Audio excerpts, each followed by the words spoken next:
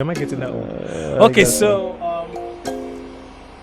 all right, officially we want to start the program. So welcome, Mr. Charles. We chop knock on the show. It's our what's it called? After chopping off, now you sanitizer. Okay, that's true. Safety first. We're recording in the coronavirus era. Somebody said it was the coronavirus era. That was hilarious. Oh, that makes sense. Yeah. Okay. This is Mr. Charles. Such a pleasure to have him around. Mr. Charles has been one of the. I don't mean not praise him too much, but has been one of the shareholders in this studio. Has been one of the shareholders in this program. Yeah, we share in the whole atmosphere. Okay. Okay. I said we want to do something serious today. Not that serious. So we want to talk about. So na joke, another joke. Na joke with the jokes. Now they follow the show. The rest of the team that plays. Something tells me Mena might not find that. No, Mena is alright. You know me and Mena play with the play now. She's alright. Okay. Well, I was going to talk about how to overcome laziness. You know, since we're still in this whole lockdown thing, okay. I discovered I was lazy. Okay, let me explain what I mean by I was lazy. Like most of the time, I always be like, I want to get this done. I want to get this done. And I now discovered that half of the time I procrastinate. I will tell myself I need to get these things done, and then at the end of the day, at the end of the time I set for myself to get something done, I discover I did not really do this, and I'm like, why? I thought I was like a go-getter. People always refer to me as it's hardworking, it's creative, but I kind of feel lazy. So, and this lockdown period now, most people are at home. Most people are finding it hard to get up and do exercise, even when they know they have to. So I just want to talk about I call it laziness, but like, how do you get up and go? Like getting that drive for yourself. Like, I like how you're asking me as if. Okay, but everybody has an opinion. But can you give me an example? Like, maybe what I really want to know is the last task you can remember, not doing. Did you do other things that you set for yourself that day? Okay. No, but let me put it like this. Before I'm not that fully lazy per se, so that people watching will know that I'm not. But the thing is, like, okay, let me for me personally, this is what disrupts my flow of work. If I want to get something done, or I know I want to do something, and I said, okay, you know what, this is the part I don't want to use. Let me just use the example. Like, okay, for example, now I've been recording some shows, and I've not uploaded a lot of them. And why I get so is when I come across a little obstacle. I won't say a little obstacle. When I come across obstacles I'm not expecting, it kind of just messes up with my vibe. So I just let go. Okay, so that's a really common example. That happens to me a lot. Okay, especially in my work. That's not only me, thank God. No, it's a very common example. Especially when you finally get the drive to do that thing, you see what the product is supposed to be, but this thing that just came from nowhere just puts a gap between you and what you want to achieve, and it can be frustrating. So a lot of times, personally, I just leave what I'm doing and go and sleep. But yeah, I guess this is where your question comes in. The truth is, in my experience, his name escapes me now, but that very popular ex-Navy SEAL guy was right. The first thing you do in the day really has a way of determining the rest of the day. Yeah, it sounds weird, right? Yeah, it's correct. It's correct. It is currently enough. But the question is, when you wake up in the morning, what's the first thing you do? Me, snooze. So what do you do? what was the first thing I What do? do you Sorry, do? I thought you were asking for the right thing to do. No. I know the right thing to do. No. That was the first thing you The did. first thing I do, my phone. I just pick up my phone and just check whatever on my phone. That's the first thing I do when I wake up. Okay, so actually, that is another problem. We spend too much time on our phones. Not just that. We depend on our phones too much for our life. I do. Or livelihood or living.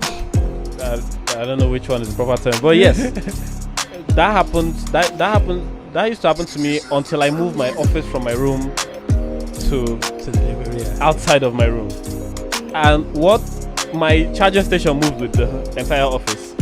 So I have to leave my phone in the office to charge overnight because I use the hell out of it in the day. So because of that, I don't have the luxury of checking my phone when I wake up now. I have to get up. Oh, to go so and you check leave your it. phone at the Yes. office? Wow. Yes. I cannot dare. I cannot Yeah, dare. it was scary for me. But then because I do that, I tend to sleep later Okay. because I spend more time with the phone. Okay, but anyway, that's another dynamic that I would get into. So when you, apart from the phone, do you wake up with an alarm? I have alarms. I have 2 alarms on my phone, but I usually wake up before my alarms. You wake up before your alarm. I do. I wake up. I barely eyes sleep. open. I wake up eyes open, except when it's now daytime. Like when I know I have to get up and walk, I just don't wake up. in the middle of like when I don't have to get up, I wake up. Okay, so this is a trick. This is a trick I learned some time back, but I guess I modified it later. Okay. It's a 3-second rule. Okay. Some people have a 5-second rule. There's this lady who actually does the 3-2-1, 5-4-3-2-1 rule. It's still 5 seconds. Well, that sounds like a football formation. Actually, it was for her.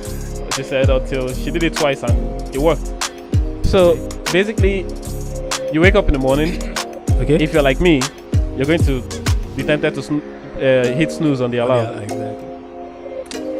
So you wake up, you shut off your alarm or hit snooze, whichever, but you don't go back to bed.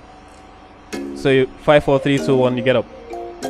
Oh, I see. So then I'm going to say a lot of random things, and I hope we can bring them together. Let's now go to an area of let me call it psychology. Okay. But I don't know if it's a science, but it's called mindfulness, and it's been the rave for the past year and a half, I think. But it's something I found works. We tend not to pay attention to ourselves. We pay more attention to how people perceive us. Like somebody once said, the major difference between humans and other animals is that animals see with their senses. Your dogs, for instance, sees with mostly with his nose. You know, every animal has a sense with which they use. Snakes use their tongue and all that. You know, but humans don't see with their senses. You might say you might be tempted to say human beings see with their eyes, but no, we see with our minds. So we see what we perceive. That's true. That's a very good one. Right? That's a very good So we one. see what we perceive, and that's why I wanted to now go back. From here, I think I can go back to the depending on the phone too much for our livelihood. For our existence, So what actually. happens now is we are perceiving life through a screen. So most of the information that we have are what is filtered through that screen. So we tend to believe what YouTube or whichever gossip, columns or whatever it is that we depend on, we tend to use that to frame real life. So you hear Africa, shithole country, you know it's wrong to say so, but somewhere in the back of your mind, that's the new truth you have. But those who have been here know that it is far from that. So it's the same thing where my friends in Abuja, for instance, are saying that people are afraid to come to Lagos because that's where the whole corona thing is. And I am in Lagos and I don't feel the same way. So I have the real life version, they have the screen version. So we see with our minds, we see based on perception. Okay? So now that said, when you decide to get up in the morning, it kind of follows you through to the rest of the day. So how do you overcome laziness? Overcome sleep. I used to have been saying, I used to say sleep is my girlfriend. I don't like cheating on sleep. Okay, but if you give your girlfriend, is there such a thing as too much attention? I think I might get some there is. backlash from this There one. is too But much attention. actually, if we follow the principles, or let's say the principles of the art of seduction, for instance, it'll tell you don't be in despair all the time, or else they will see you as you truly are, and the way you truly are is really boring. So don't pay too much attention to sleep. But actually, what does the Bible say about sleep? I used to know this. Hold on, I have this. Should I hold on? Yeah, hold on. I'm trying to get it. I think it's something like it's something like while others are awake and you're sleeping, something like that. Isn't it something like that? I don't know that one. There's something about like the night come when no one can walk. Something like that's the one I know about. Okay, that one. But okay, that's not really sleep. That's just basically doing what you have to do in the day. But a little sleep, a little slumber, a little of folding of hands to sleep, or a little folding of hands to rest. So shall thy poverty overtake you like a thief, and lack like an armed man. Very specific, isn't it? Oh boy. This is why I like the Bible. It has certain truths about life, Okay. that you'll find in certain other areas. Now, you said that that you're lazy, but I'm inclined to not think of laziness as a bad thing. Let me ask you. Okay. A lot of conveniences you have, wouldn't you agree with me that it's because somebody was lazy that he thought of a better way to get these things done? Yeah. Okay. I get what you're saying. I get what you're saying. You're talking about like technology, like what we have now. Yes. Okay. Yes.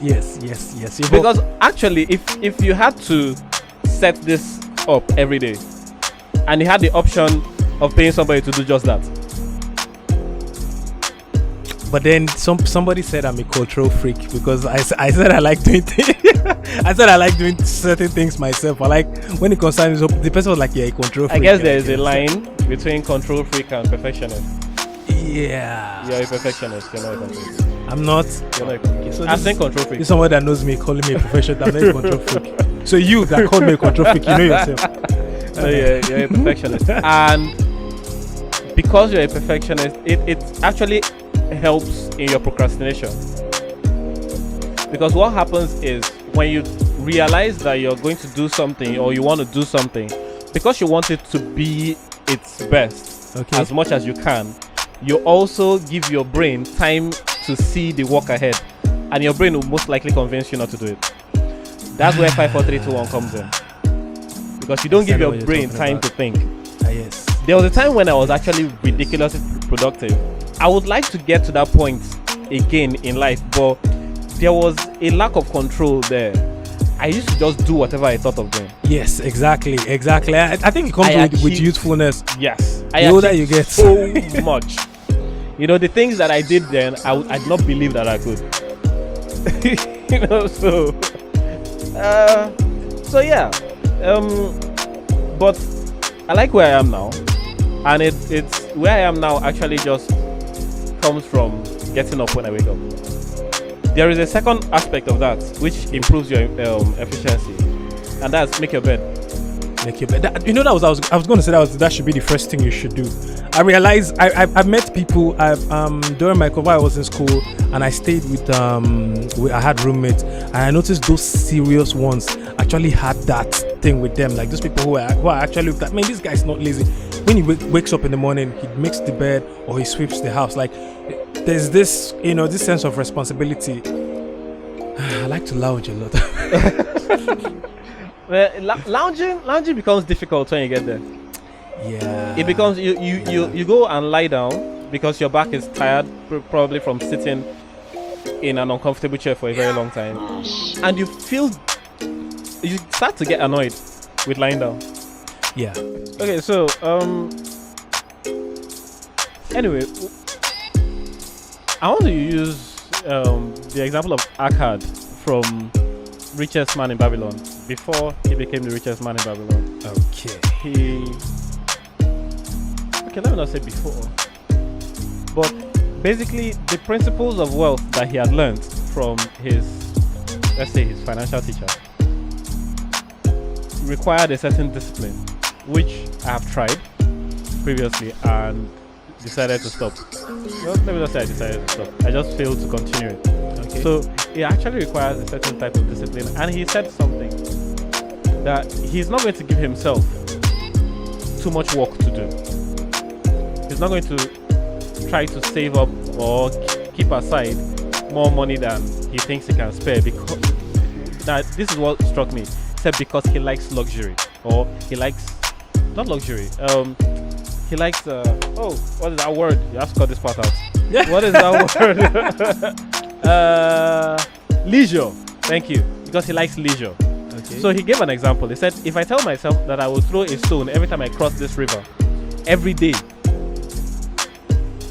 that he will throw that stone. Okay.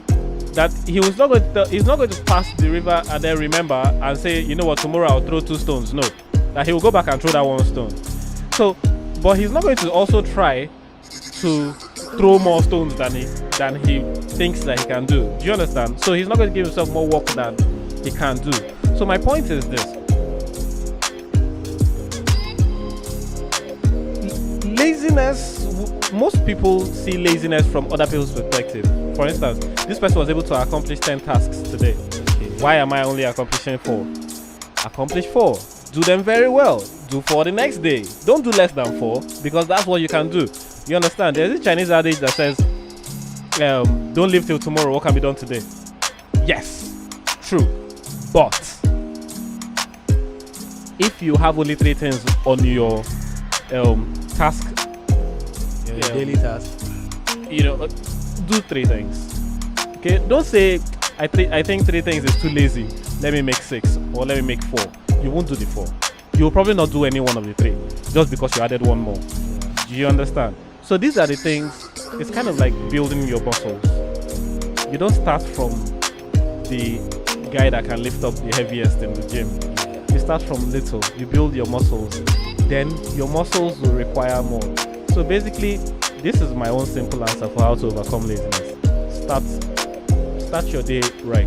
Let your first decision not be the snooze button. Let your first decision be to accomplish getting up from the bed. That sense of accomplishment will push you through the day. Then don't give yourself too many things to do in the day. Okay. Make it one task, one thing that you will do. For me, whenever I have power, I'm working. That's my own principle. Okay. As long as there's power, I'm working. It means light or like NEPA. Yes, because it's not constant, so we are. so that helps me. But if power was constant, I will find something else. Like maybe I'll set it to time. Okay. And say between this and this, I will do. And when we used to have constant power in the mornings, because I'm a morning person, I would work from 5 to 8, and I will lounge the rest of the day. But I know that from 5 to 8, I accomplished a lot of things. Or like when I'll tell myself I work from 8 to 4, and I'll wind up moping throughout because I know that I still have a lot of time.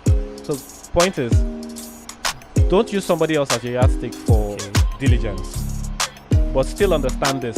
And I really like quotes from the Bible because they have real life application. Yeah, the Bible is very applicable. Yeah. It says, have you seen a man diligent in his work? He will dine with kings and not with mere men.